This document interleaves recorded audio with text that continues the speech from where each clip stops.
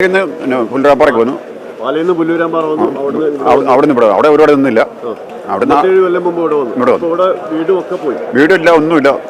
ഒരു അനിയനും പോയി, അനിയൻ്റെ ഭാര്യയും പോയി. അവർ ഇതുവരെ മിസ്സായിട്ട് തിരിച്ചിട്ട് പറ്റിയിട്ടില്ല. വരുമ്പോൾ വയനാട്ടിൽ പണ്ടത്തെ നാടാണ്, കൊല്ലം മുഴുവൻ മഴ. അത് 6 മാസം 6 മാസം കൂടുതൽ മഴ എന്ന് വേണം പറയാൻ. നമ്മൾ ഇത്ര അടുത്ത് നമ്മൾ തിരിച്ചറിയില്ല. ആദ്യം മഞ്ഞും കാറ്റും വീഴും. ഇപ്പൊ ഈ മഴ എന്ന് പറഞ്ഞാൽ അങ്ങനത്തെ അതിന് 4 അംശം മഴ ഇല്ല ഇവിടെ. അന്ന് പക്ഷേ പെയ്തത് വലിയ പെരുമഴയായി. അന്ന് ഈ അപകടം ഇല്ലായിരുന്നു ഇവിടെ. അന്നിങ്ങനെ ഉരുൾപൊട്ടലോ ആരും മരിക്കലോ ഇനിയിപ്പോ ഒന്നുമില്ല ഇവിടെ. ഇപ്പൊ ഈ 2-3 വർഷമായിട്ടാണ് ഇപ്പൊ ഈ 84 തുടക്കം കൂടുതൽ കരിമറ്റം. അത് കഴിഞ്ഞ് 92 ഇവിടെ പൊട്ടി. അത് വലിയ അന്നൊന്നും ആളപായമില്ല. കരിമറ്റത്തിൻ്റെ ആളപായം ഉണ്ടായിരുന്നു. അതിലെൻ്റെ ഒരു അനിയൻ മരിച്ചു പോയതാ. പിന്നീട് ഇപ്പം പച്ചക്കാട് പുത്തുമല ആ പൊട്ട് അതിൽ കടവാൻ ആൾ പോയിട്ടുണ്ട്. പിന്നീടാണ് ഇപ്പോൾ ഈ പൊട്ട്. ഇത് അതിലും വലിയ വേർവായ പൊട്ട്. ഇത്ര ഒരു ചരിത്രം കണ്ടിട്ടില്ല. ഇവിടെ നിങ്ങൾ ചെളിന്നൊക്കെ നുഴഞ്ഞു കയറി വന്ന് കഷ്ടിച്ച് രക്ഷപ്പെട്ട ഇവിടെ. അതെ, ഞങ്ങൾ മുണ്ടക്കൈക്ക് അങ്ങോട്ട് കയറാൻ നോക്കുമ്പം ആ പാലത്തിന് അങ്ങോട്ട് കിടക്കാൻ പറ്റുന്നില്ല. എൻ്റെ അനിയൻ മരിച്ചെന്ന് പറഞ്ഞില്ലേ, ആ വീടിൻ്റെ അവിടെ നിന്ന് അങ്ങോട്ട് കിടക്കാൻ പറ്റില്ല. ഇത്രയും നടന്നു പോവുക. പിന്നെ അങ്ങോട്ട് പോയിട്ട് കാര്യമില്ലല്ലോ. പിന്നെ ഞങ്ങൾ തിരിച്ചു പോകുന്നു. അന്നേരം ചാലിൽ ഇറക്കാൻ നമ്മുടെ കൂടെ ഉണ്ട്.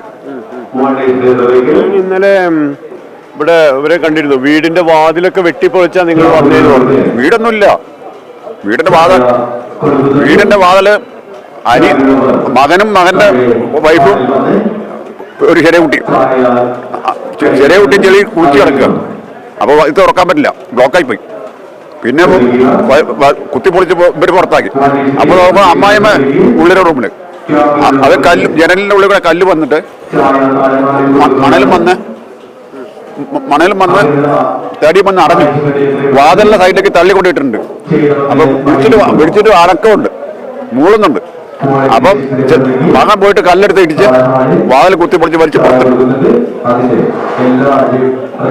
വീട്ടിൽ നിന്ന് ഒരു ഉടുകൊണ്ട് എടുക്കാൻ സമയം കിട്ടിയില്ല. ഒക്കെ ഇവിടുന്ന് കിട്ടിയതാ. അങ്ങനെ ഞങ്ങൾ ഒരു കുന്നിന്റെ മുകളിലേക്ക് ഓടിക്കറി. അപ്പൊ ഞങ്ങൾ നിൽക്കുന്നത് കുന്ന. അപ്പൊ ആ കുന്നിന്റെ അടുത്തേക്ക് വീണ്ടും വരുന്നുണ്ട് അപാര ശക്തിയിൽ. പിന്നെ ഞങ്ങൾ വലിഞ്ഞു കയറി. ഒരു 1:30-2 മണി സമയം ഉണ്ടാവും. പിന്നെ അങ്ങനെ വേറൊരു വീട്ടിൽ പോയി. അവിടെ ഒരു സേഫ്റ്റി ഇല്ലാതെ കണ്ടിട്ട് പിന്നെ ഞങ്ങളെ പള്ളിയിലുണ്ട്. ആ പള്ളിയിൽ പോയി അവിടെ നേരം വിളിപ്പിച്ചു. അവിടെ പോയി നേരം വിളിപ്പിച്ചു. ഒരു ഏകദേശം ഒരു 10-50 ആളുണ്ടാവും. ബാക്കി ഓരോ ഭാഗത്തുണ്ട്. ഇങ്ങനെയാണ് സംഭവം. പിന്നെയാണ് ഇവിടെ എത്തുന്നത് ക്യാമ്പിൽ. ആ പ്രദേശം ഇങ്ങനെ മാറാൻ എന്താ കാരണം? ഒന്നും പറയാൻ പറ്റത്തില്ല. എന്താന്ന് എന്തോ ഒരു പ്രകൃതിയുടെ അതിനെപ്പറ്റി ഒന്നും ചിന്തിക്കാൻ പറ്റുന്നില്ല. ഇനി അങ്ങോട്ട് പോണതിനെ പറ്റി ആലോചിക്കാൻ പറ്റില്ല. വേറെ അങ്ങോട്ട് പോവും. എന്താ ചെയ്യാം? എന്തെങ്കിലും ഒരു പോകുമ്പഴി കാണണം. അല്ലെങ്കിൽ ഇരിക്കട്ടെ. ഒന്നുമില്ലെങ്കിലും കിടക്കാൻ വീട് വേണ്ടേ? അതാണല്ലോ മെയിൻ പ്രശ്നം. നമുക്കെന്ത് അന്തി ഉറങ്ങണ്ടേ?